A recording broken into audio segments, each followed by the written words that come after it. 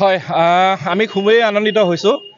যিহেতু আহোম জনগোষ্ঠীৰ লগতে 6 জনগোষ্ঠীৰ যি দাবী আছিল 6 জনগোষ্ঠীৰ জনজাতিকৰণ দাবী এই দাবীটো বিগত বহু সময় দিন ধৰি এই দাবীটো পূৰণ কৰাৰ স্বাৰ্থত আন্দোলন কৰি থকা হৈছিল কিন্তু বহু চৰকাৰ আহিলে বহু চৰকাৰ গ'ল কিন্তু আজি মুখ্যমন্ত্ৰীয়ে যি কৈছিল যে আমি প্ৰতিশ্ৰুতি দিছোঁ যে 6 জনগোষ্ঠী জনজাতি মৰ্যাদা প্ৰদান কৰিম কিন্তু আজি জনজাতি বৰ্তমান মৰ্যাদা প্ৰদান নহ'লেও কিন্তু আমি জানিব পাৰিছোঁ যে সেই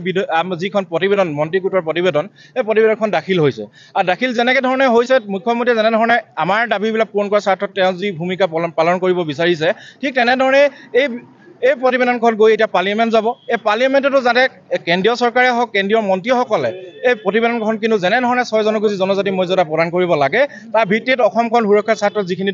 কৰণীয় আছে তেওঁলোকে এইখিনি যাতে জনসাধাৰণৰ স্বাৰ্থত কিন্তু কৰিব লাগে বুলি আমি আশাবাদী হৈ ৰৈ আছোঁ আৰু মুখ্যমন্ত্ৰীক ক'ব বিচাৰিছোঁ 26 যি ইলেকশ্যন আহি আছে ইলেকশ্যনৰ আগমুহূৰ্তত তেওঁ যাতে এই কেন্দ্ৰীয় চৰকাৰৰ ব্যক্তিসকলক মন্ত্ৰীসকলৰ লগত যোগাযোগ কৰি বিষয়টো এটা সূত্ৰ এটা নিকাভাৱে আলোচনা কৰি ইলেকশ্যনৰ আগমুহূৰ্তত যাতে 6 জনগোষ্ঠী জনজাতি মৰ্যাদা দিব পাৰে তাৰ কাৰণে কিন্তু আমি অনুৰোধ জনাইছোঁ আপুনি বিচৰা বাতৰি পাব কেৱল নিউজ 18 এপত নিউজ 18 এপ ডাউনলোড কৰিবলৈ স্ক্যান কৰক এই QR কোড